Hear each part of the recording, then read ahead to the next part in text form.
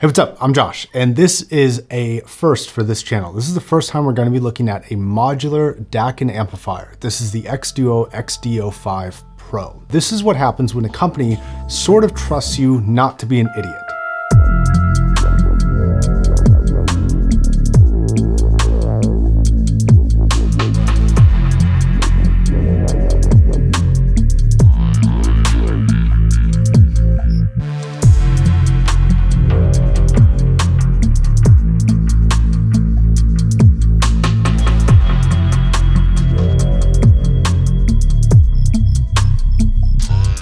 So this thing comes in this kit, which has a number of different cables, and it also comes with a kit that lets you open up the doors on the top and the bottom of the back. And this will let you swap between different brands of chips. For example, you can go from ESS, which is the included one, or you can purchase things like an AKM chip separately and put this in here. And on the bottom, this actually comes with a separate pair of op amps that you can switch if you want to. I love that you can actually open this up, do things yourself, and you're supposed to because it doesn't actually void your warranty to do at least what is allowed to be changed in here. And this isn't quite to the extremes that I think things will get to, but I also love that it's going in the direction of modularity, where you actually have hot swappable components.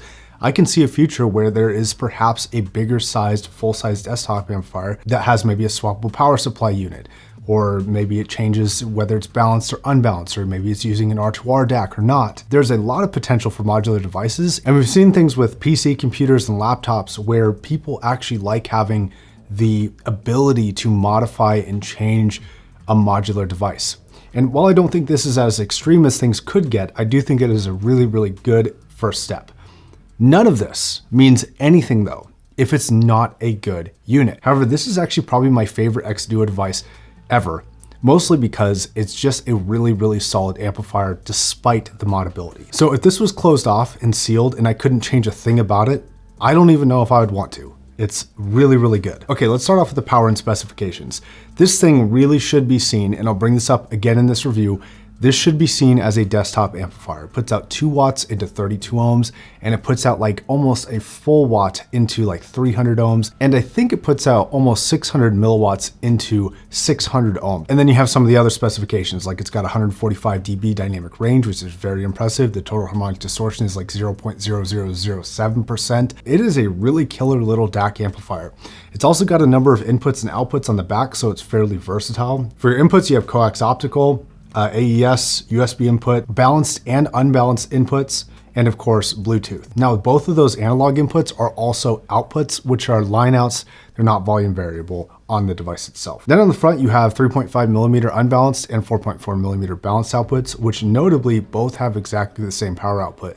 So that unbalanced is not less powerful than the balanced. The rest of the device is pretty simple. You've got a few selections on the left side for the power, input, menu, turbo, which we'll talk about in the Bluetooth. You have a volume knob, which has a tiny volume level screen on it, and then a bigger main screen, which shows you all of your information and different input selections, stuff like that. Anything you'd want to know is going to be on that screen. One thing that is notably missing on this, which as their flagship DAC amp, I am kind of shocked about, there's no bass boost. In fact, there's no EQ options of any kind other than DAC filter options, of which there are 7. This is a weird L for them. Hopefully this is something that a software update could change because it really, really should have bass boost, especially considering lower end mobile amplifiers that they already make have it and people love it. Now this thing has 3 power modes, and I'll tell you how I'd use them. This thing has eco, normal, and turbo. Now turbo is the most amount of power, as you can imagine. Normal is regular, and eco is of course economy, or a little bit less power. And the utility of these is exactly what you would expect. For IEM performance, you're gonna really wanna stick with eco, trust me.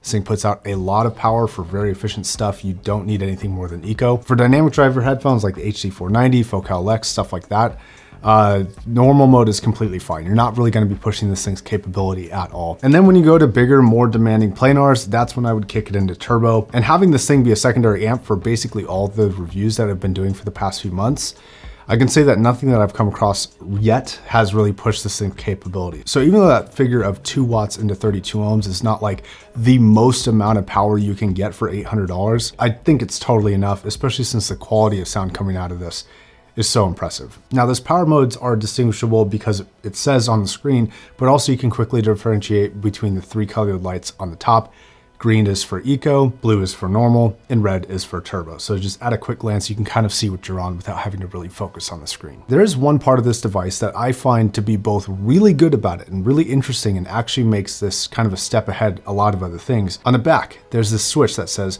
charge, extension, or battery. Now, if you're gonna charge this device with its massive, almost 14,000 milliamp hour battery, you will plug in a USB-C and it will charge the device. And then you can do the middle one, which is extension, which is when you are plugging this into like a wall outlet. You can just plug this straight into like a phone charger that has USB-C, plug this in, and it will basically act as just a powered device from the wall. So you can leave this on all the time, it won't wear the battery down, but it also won't charge it either. So depending on your use case and what you're using it for, you will have to select the appropriate either charge, extension, or battery. I'll tell you how I've been using it though. Because the battery life is so good on this, I don't find myself charging it very often. At most, I'm listening at 2 hours at a time, and on the turbo mode, I'm noticing that I'm getting about 8 to 12 hours of battery life, roughly, just by my guesstimation. But I typically just leave this thing plugged into a wall outlet under the extension and run a USB-C to the power and run a USB-C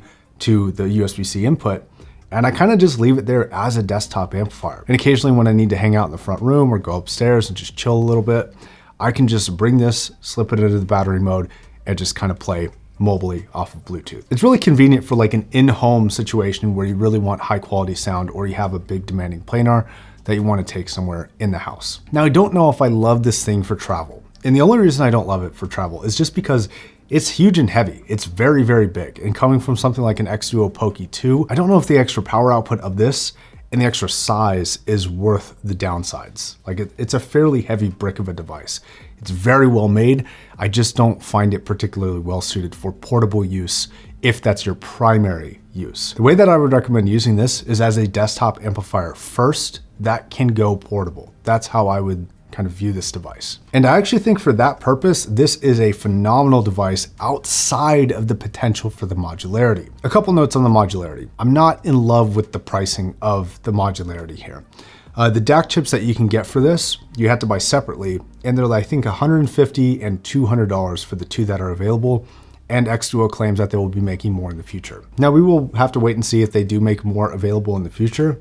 But of the two that are available right now, that's a lot for just a plug-in DAC chip for a device you already spent $800 on. So to be blunt, I just think the pricing is very expensive. Even though this is already a premium device, you probably are willing to eat the cost. It still kind of feels weird charging that much for a DAC when you can buy an entire other amplifier DAC system for $200. And then there is sound quality. Now, I've spent a lot of time listening to a lot of different amplifiers, and there certainly exists a realm of amplifiers that are kind of just good everywhere. They have great tonal properties where they sound really rich and natural, but they're also technically proficient for high-end and low-end like dynamics and details. And this is one of those amps that for me, it just does really well everywhere. Eco mode on IEMs, it sounds phenomenal. In fact, on these new Xduoos, this combination is what I actually prefer to listen to. This combination is just exceptional. I find the bass and sound staging characteristics of that amplifier for IEMs to just be really awesome. Like you get this really good sense of it being very surrounding and very full of like kind of life and depth. You really get the sense of environment in there that I like a lot. It doesn't have a glossy or shiny top end either, which some amps tend to make IEMs kind of sound like that if they're not really well tuned together. But this is actually a very, very honestly ideal combination between these two, amplifier and IEMs.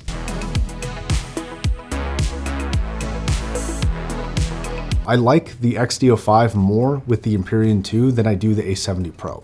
Now that's not the case for every headphone, but it is the case for this one. I just find it to be a little bit more precise sounding. I find it to be a little bit more exacting and tight. Now, compared to other Xduoo amps like the Xduoo Poki 2 and the TA22, this avoids some of the slightly warmer shifted sound that those have, which I found very enjoyable, but it did have a slightly warmer shifted sound. But I personally just really enjoy the precise but not sterile sound that's coming out of this. It doesn't have a overly sterile, super squeegee clean sound like a lot of the topping amps do, for example. This is a little bit more colorful than that without getting into, I guess, too much of an overly fun sound signature, if that makes sense. This is like a very good mix of fun, and precision. I like it a lot. So my conclusion, this is a total win for me. I don't think this is gonna be the device that everybody should get. It's definitely got a certain kind of niche market in mind. As far as a review of this type of product, there's a couple small things that I would tweak. I wish there was a bass boost option, and I wish the DAC modules weren't as expensive, but it's really hard to see solid downsides that this thing has. It sounds great, it's got a ton of power, really decent battery life. Portability is a tiny bit low, but still usable. This is just simply a highly recommended product for me if you were into what this offers. Okay, that's it. Thanks very much for watching. Oppo sent this out for a review. Xduoo had nothing to do with this review, and I'm not being paid or asked to say anything good or bad. Thanks very much. See you guys later. Bye.